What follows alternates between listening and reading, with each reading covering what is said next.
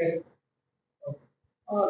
વાત કરીએ સમૂહ લગ્નના નામે ખોટું સોનું આપવાની એક અરજી આવેલી છે. શું છે સાહેબ આખી વિગત? તારીખ 27/4/2025 ના રોજ એરપોર્ટની સામે ખુલ્લા ચોગાનમાં એક સમૂહ લગ્ન યોજાયેલા હતા. જેમાં 555 જોડાઓનું લગ્ન કરવામાં આવેલા.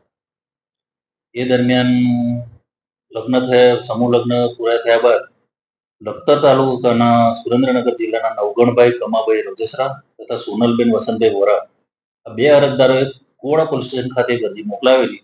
જેમાં એવા આક્ષેપો કરેલા છે કે આ જે સમૂહ લગ્ન યોજાયો હતો તો તેમાં જે એમને કન્યાદાનમાં મળેલા એક સોનાનો દાણો ને વીંટી ને ચાંદીની રકમ જે છે એ એમને ચેક કરાવતા એ ખોટું હોવાનું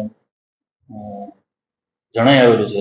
જે બાબતની અરજી અમે કોડા પોલીસ સ્ટેશન ખાતે કરેલી હતી, પરંતુ કોડા પોલીસ સ્ટેશનની હદ ન લાગતી હોય જેથી કોડા પોલીસ સ્ટેશનથી આ અરજીને ટ્રાન્સફર કરીને એરપોર્ટ પોલીસ સ્ટેશન ખાતે મોકલવામાં આવેલ છે.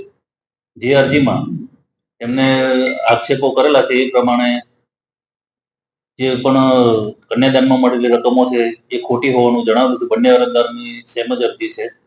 જેમાં તેમના આયોજકો છે, જે આયોજકોમાં એમાં વિક્રમ સોરાણી, પિન્ટુ પટેલ, રોશની પ્રજાપતિ, રાહુલભાઈ સીસા, જયંતિભાઈ, પ્રિયંકાબેન વગેરેના વિરુદ્ધ એક અરજી કરેલી છે. જે અરજી એરપોર્ટ પોલીસ સ્ટેશન ખાતે હાલ મળેલ.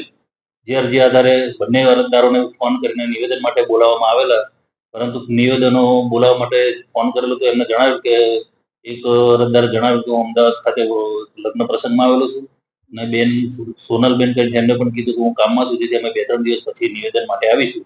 અને હાલ 2-3 દિવસ પછી નિવેદન અરજદારો શું આપે છે એના પર આખી અરજીની તપાસનો આધાર રહેશે.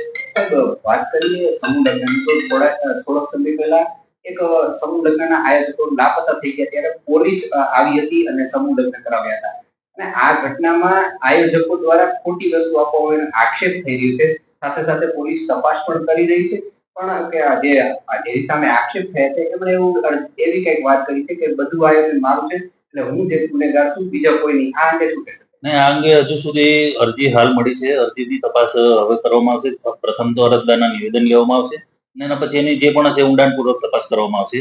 કારણ કે આ એક મોટી ઘટના છે. જો આના યોગ્ય તપાસ ન થાય તો દિશાહીન તપાસ પણ થઈ શકે. અત્યારે કેવું દિશાહીન હોઈ શકે.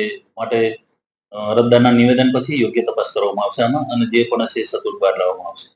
ખરેખર જો ખોટું સોનું આપવામાં આવ્યું તો ગુનો નોંધી શકાય કે શું કહેશો?